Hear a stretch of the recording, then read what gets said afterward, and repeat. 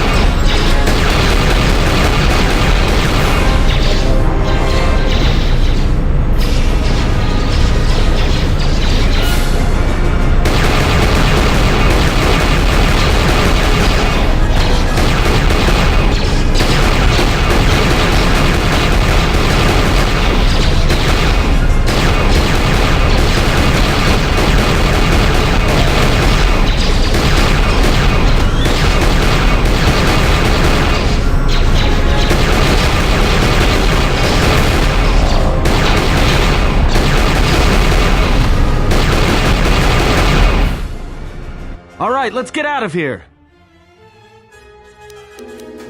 There is no time. We must leave.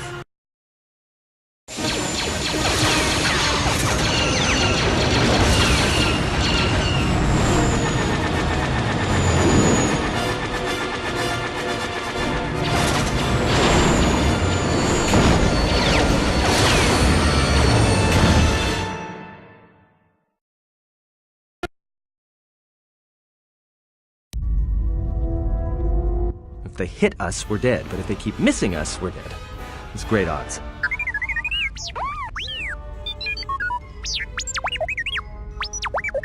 Somebody shut that trash compactor up! I'm doing all I can, and that's not enough. What'd you do to make these guys so mad? Well, either they hit us and destroy us, or they hit an asteroid and make the whole field go nova.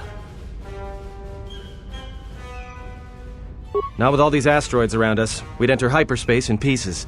We have to clear that field first. Thing is, we clear the field and they're gonna have a clear shot at us. What are the asteroids? They can be destroyed by us as well as them, can they not? That'll take out the whole field, the colony, and maybe us. We might not even be able to jump to hyperspace in time. Then we die here. Choose now.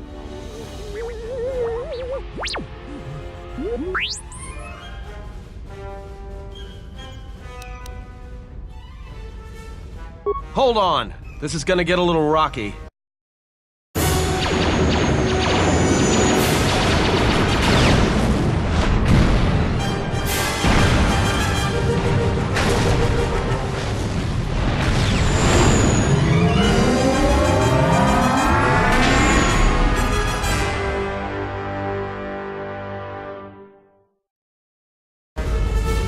Well, now that we just killed a planet, maybe one of you can tell me what's going on.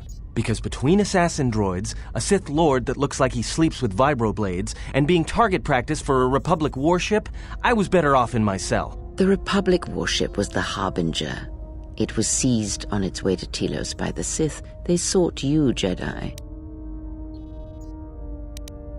Yes, to aid in the recovery effort there. Many roads lead to Telos, including ours. Not like we have much of a choice, the Paragus astrogation charts being what they are. It is where we must go, and where the Harbinger was bound before our unfortunate encounter on Paragus. You were difficult to find, but coincidence was on our side.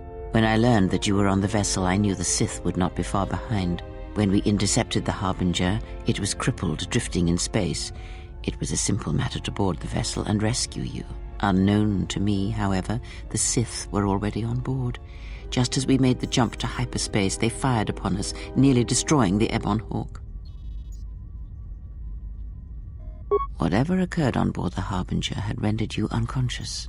Though your thoughts were faint, I was still able to find you, sealed in one of the cargo holds. True, but as one trained in the Force, you know that true coincidences are rare. I do not know how the Ebon Hawk was able to make it to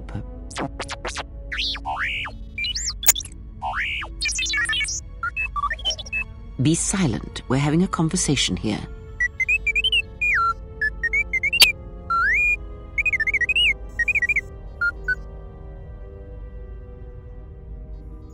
Repaired this ship, my eye. Next thing you know, it's gonna claim credit for saving our skins. If that little noisemaker says it repaired the ship once, then it can prove it by doing it again. Go on, Gip!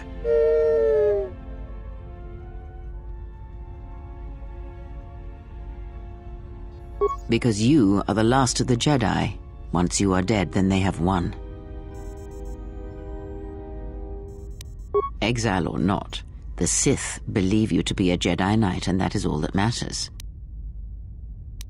The Jedi Civil War destroyed the Jedi. By the war's end, barely 100 Jedi remained. Many fell in battle, and many more were seduced by Revan's teachings. The Jedi Academy on Dantooine is nothing more than a crater that echoes with the ghosts of dead Jedi, and the Jedi Temple on Coruscant lies empty. The waters in the Room of 1,000 Fountains have fallen still in reverence to the fallen Jedi and those now lost. Many Jedi blamed the teachings of the Jedi Masters for Revan's fall and the civil war that followed. Perhaps, but they are Jedi no longer. If the Sith have not already slain them, then they will not help you, nor can you help them. That is not an easy question to answer.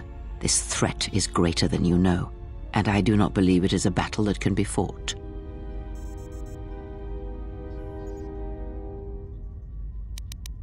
Look, enough with the we already. We cannot hope to triumph against them alone. To stop them you will need weapons, allies, and a teacher. In the end, I fear it may not be enough.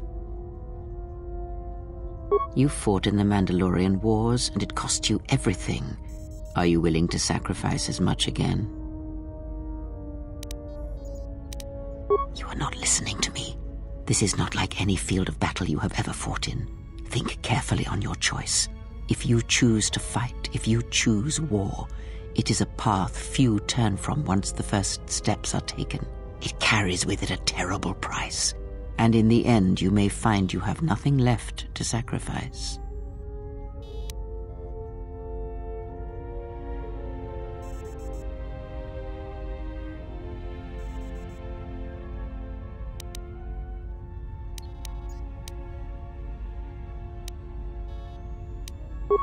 Your fool's words echo of a Jedi.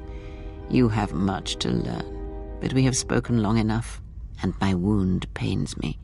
If you have other questions, find me in the crew quarters. There we will speak more. Hey, don't stop your long, boring rants on my account. I was just getting sleepy-eyed.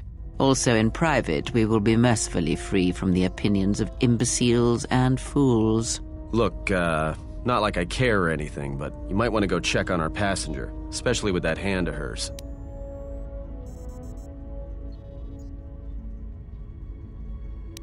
We're on autopilot until we hit Telos. Until then, a droid could fly this thing. Besides, I think our passenger could use your help. I think she was barely keeping it together. I'm surprised she's able to stand with all that pain rolling off of her. Are you blind? If I were her, I'd be screaming like a stuck Mynock. Well, I mean a very strong, manly Mynock. I think she's just too proud to show any weakness. Especially in front of you. In case you hadn't noticed, she won't say 2 words to me, but she'll talk your ear off any chance she gets. What you think matters to her. A lot. She wants you to respect her. Besides, we haven't got much else to do until Telos. Oh, don't give me that.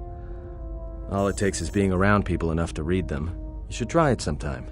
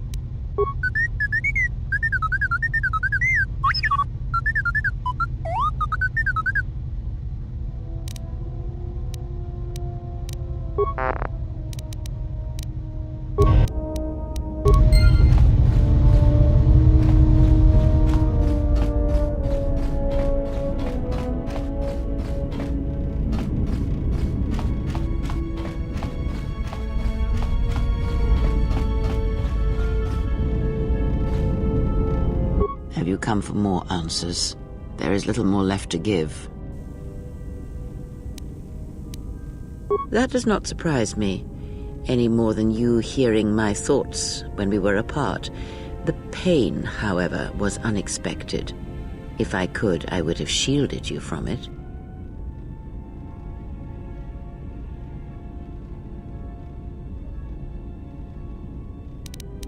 I do not need your condescension nor your lectures. If anyone needs training and guidance, it is you.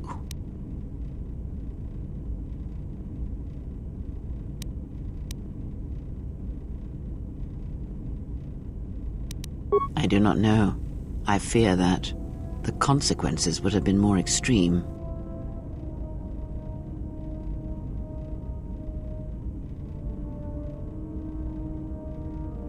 Then the sensation you would feel upon my death might be less than that, though much quicker.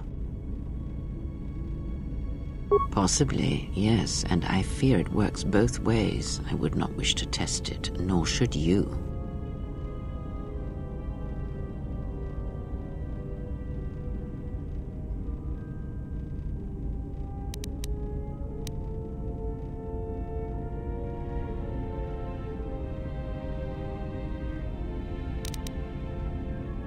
When battle is upon us, I suspect our minds are prepared enough to shield each other from the pain. I think we shall not have a repeat incident of what happened at Paragus. I confess its nature eludes me as well, but the bond is strong and its roots run deep. It seems the force flows easily between us. When one of us manipulates the force to heal or strengthen ourselves, the other is aided as well.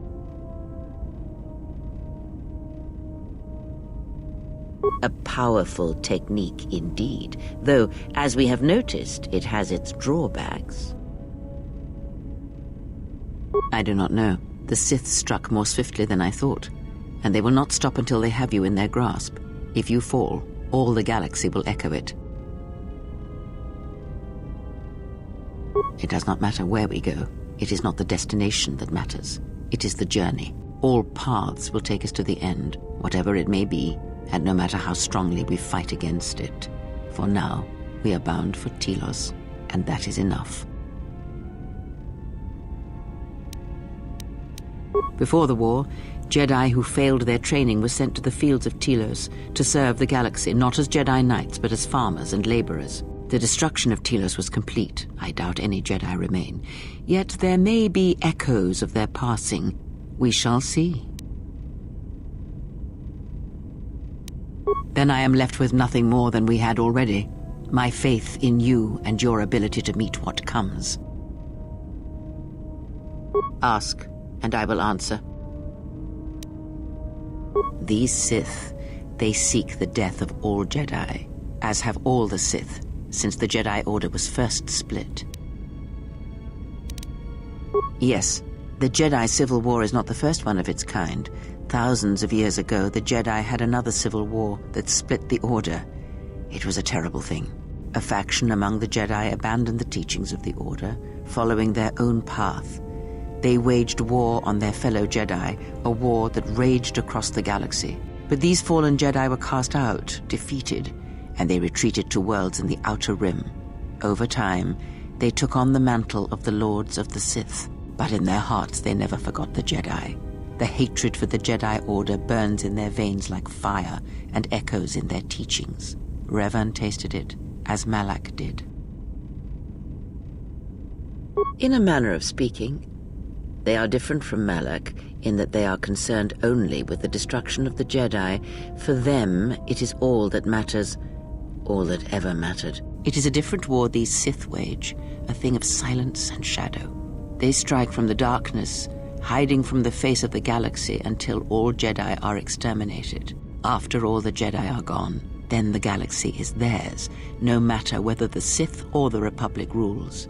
It is the dark side that shall reign, unchecked.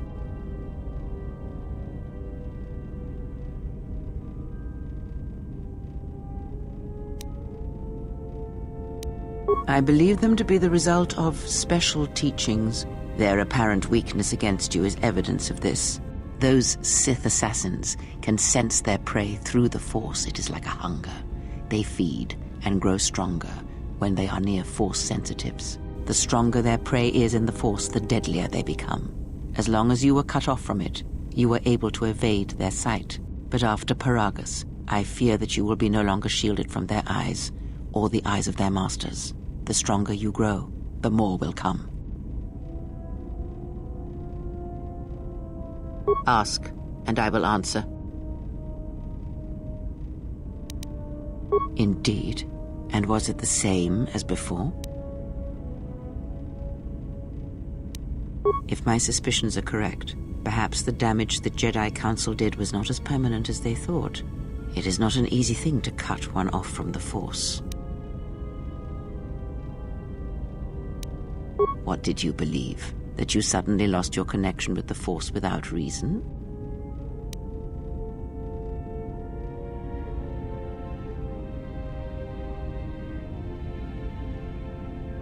Indeed it is. It is much like losing one's ability to listen or being put into a deep sleep, unable to awaken to the galaxy around you. Such a thing has been done before, when Jedi have pronounced sentence on their own and exiled them as they did you.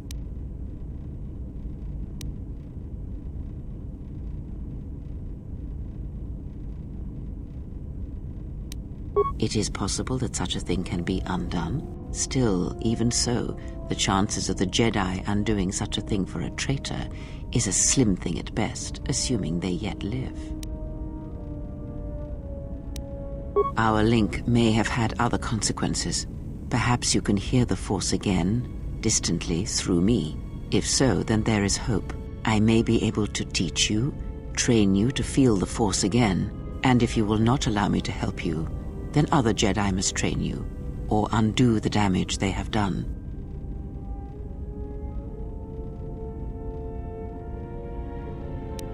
Do not honor me, fallen Jedi. Honor it by listening and learning. Do that, and perhaps we shall survive this thing, you and I.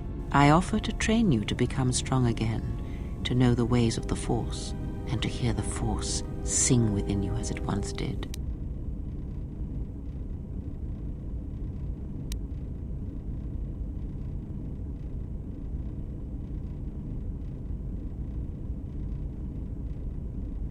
Then our training shall begin. Whenever I travel with you, I shall impart what I can to you through my words and presence. Ask, and I will answer. Much has happened in the galaxy in your absence, and since the defeat of the Mandalorians at Malachor 5. It is a tale you already know well. Almost a decade ago, the Mandalorians began preying on the Republic, bringing the fires of war to many planets along the Outer Rim. Their predations continued, winning victory after victory, until the Republic finally begged the Jedi Council for aid. Indeed, the Jedi Council counseled caution and patience to assess the Mandalorian threat as the Outer Rim burned.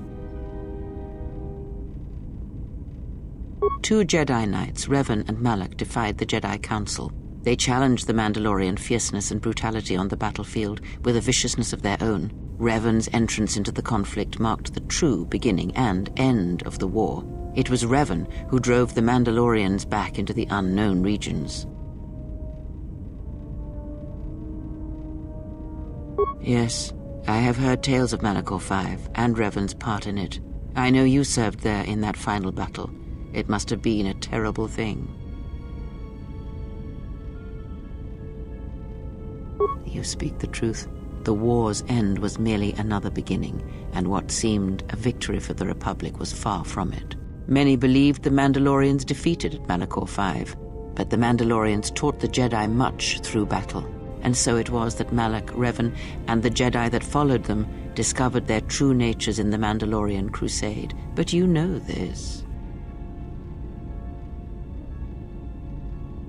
Consumed them? No. Taught them. Defined them? Yes. As Revan and Malak fought the Mandalorians in battle after battle, they grew to despise weakness, just as the Mandalorians did. In the end, the Mandalorians had taught them through conflict, shaped the Jedi, and turned them into a weapon against the Republic.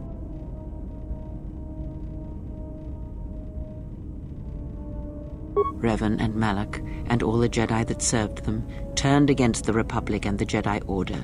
Jedi fought Jedi. Revan was ambushed by the Jedi and captured. Malak continued to wage war in his master's place, inflicting terrible wounds on the Republic. Wounds that bleed still. As all Sith do without a strong enemy, the Sith turned on each other. Revan escaped the Jedi and returned to finish Malak, and that was the end of the Jedi Civil War. No one knows, certainly not I. Korriban lies in ruins, Revan is gone, and the blade of war he promised to stab into the heart of the galaxy has withdrawn. Where Revan wanders now, I do not know. It would seem that way from a certain point of view, perhaps. The Jedi Civil War left wounds that have yet to heal. We shall see if the Republic has the strength to survive.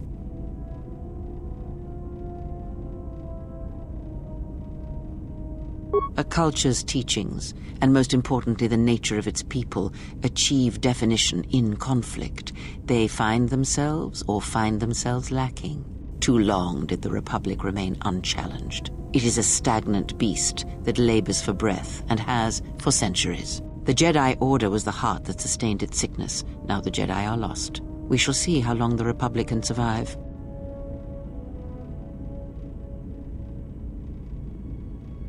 We shall see. The Jedi Civil War cost the Republic much. The resources of the Sith seemed limitless. The Republic's was not. Fleets of warships, soldiers, and people were lost. Entire planets were decimated. their inhabitants dead or refugees. It is a great burden for any civilization to bear. And this new threat, it is a quiet thing. Unlike the Jedi Civil War, it drives at something deeper than the strength of the Republic. It is aimed at you. The Republic was never what was important, ever. It was but a shell that surrounds the Jedi, just as the teachings of the Jedi are a shell surrounding the heart of man. You see, the war, the true war, has never been one waged by droids or warships or soldiers. They are but crude matter, obstacles against which we test ourselves. The true war is waged in the hearts of all living things, against our own natures, light or dark. That is what shapes and binds this galaxy, not these creations of man. You are the battleground, and if you fall, the death of the Republic will be such a quiet thing, a whisper, that shall herald the darkness to come.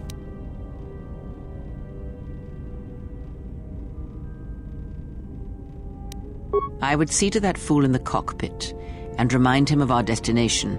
I would not want him attempting to veer from Telos.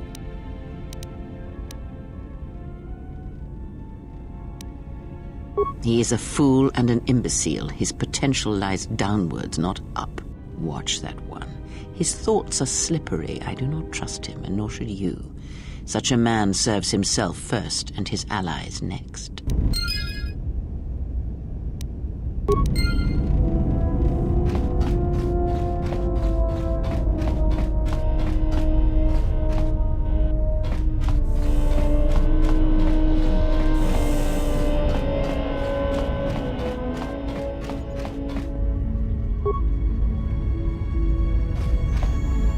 How's our passenger? She's still aging?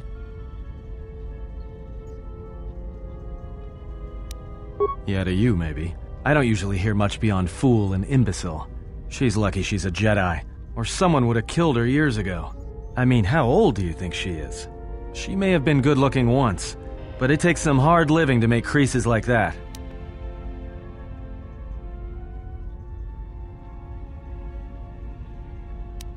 Hey, I just got out of prison.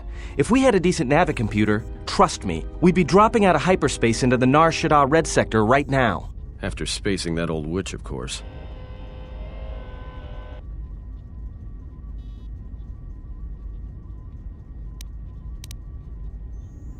Like we have a choice? It's the only place Paragus had logged in their astrogation charts. Well, if you thought Paragus was dead, then Telos is a dying world they're trying to breathe back to life. Should be there before too long. You can check our course on the galaxy map if you want. It's on the wall behind you. Oh, no. Look, I respect your privacy. I mean, when have I ever asked you any questions? I mean, besides that one. Well, the astrogation system is voice-printed and locked down, but that T3 unit is doubling as the astrogation system. You can try to plot a course, but without that T3 unit to perform the calculations, you'd probably plow us into a star. As long as he doesn't steal the ship, we should be all right. I have no idea. Previous owner, maybe? Love to get it overhauled, but that's a major job. Besides, the droid will be good enough for now. Takes all kinds. Maybe someone didn't want anybody taking the ship out of the system, or knowing where the ship had been. Smugglers do it all the time in case the Republic decides to board them. Or so I hear. No, not much. Except sounds like it was after you. As far as I'm concerned, you handled that pretty well. No more droid, no more problem. Yeah, well, you got me there. Look, droids, I don't trust them. That one we fought, some of them are built like that. Others just, well, break. In the head. Sometimes conflicting orders cause it. Give a droid too much data or tell it to do something it can't do, it'll crack their behavior module in half. Others just don't get memory wipes and they start going crazy. Speaking of which, I think that little trash compactor's long overdue. Trust me, droids were made to break, and most of all, they're predictable and stupid.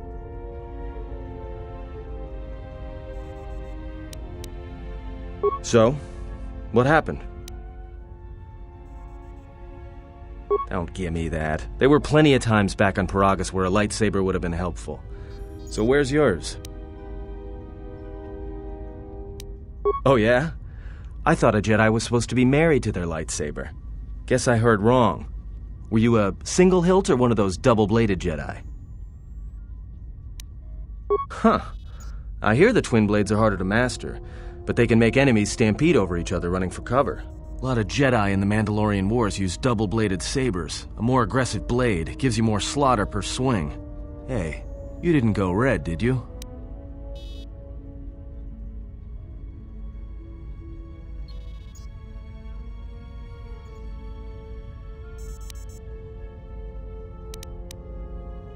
Yeah? Unique how?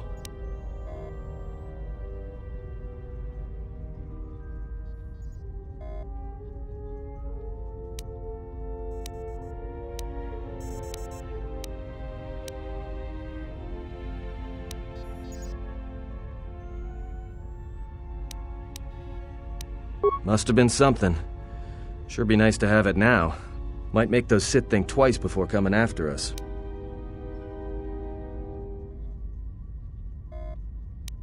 Alright, forget I said anything. Like I said before, you can check our course on the galaxy map if you want. It's on the wall behind you.